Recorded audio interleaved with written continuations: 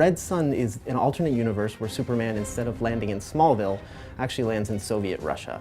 And it's the events of how he would have turned out had he been part of a communist country. The storyline is just one of the most intriguing ones. If he lands in Russia, is really what it's all about. And being the ability to add an additional 20 missions to our already robust scenario mode, I think it's going to give the players a lot of enjoyment. I thought it was genius, actually, the whole idea of Superman landing in Soviet Russia and how that impacts the storyline. When we knew we were going to be able to do a lot of skins and DC kind of gave us the go-ahead, Red Sun would have been on the top of my list. So the Red Sun pack gets you 3 versions of our characters as if they were in this Red Sun universe. You get Superman, Wonder Woman, and Grundy. It also includes 20 Star Lab missions, which are these stories that take place throughout the Red Sun comic book arc. The Star Lab missions are pretty much the natural evolution of how we've done our challenge missions in the previous games. What we're doing this time around is focusing a lot more on unique individual missions where they're a lot more elaborate. So you get to do a variety of different things, whether it's play something like a 2D side-scroller for a mission or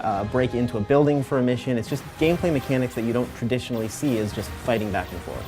So my favorite thing about the Red Sun design on Superman is the way they took what is still a traditional costume and really gave it this militarized feel. So there's the obvious design element of the hammer and sickle replacing the S for his shield. We hold the S shield for Superman in very high esteem, and it's interesting to see, the hammer and sickle put into that S shield, and I think the graphic of that is really cool. But you also get to see these sort of dark colors and these tight stitching on his collar that really makes him look like this militant figure. We use more of an S shields type belt for Superman, where I think in the comics it was a little more circular in design, and Wonder Woman had a type of matching belt in the comics. I think the color scheme is awesome, right? Because we have the black and the grays, and then you have that stark red against that. Red Sun Grundy doesn't actually exist in the comic book. We really wanted to expand the universe of Red Sun, so we picked a character that we thought would fit really well in there. So we added Grundy, who's this big communist sort of comrade friend. Red Sun Grundy has a few things that are different and I thought were really cool to add in that gave that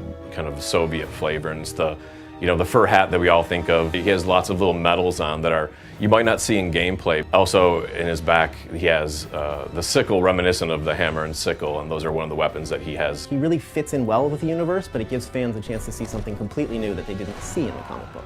Everyone around here sort of knows that Superman is my favorite character, so even though it deeply pains me to see that hammer and sickle on his chest, he's my favorite because he'll give me a chance to really beat the crap out of this Soviet Superman.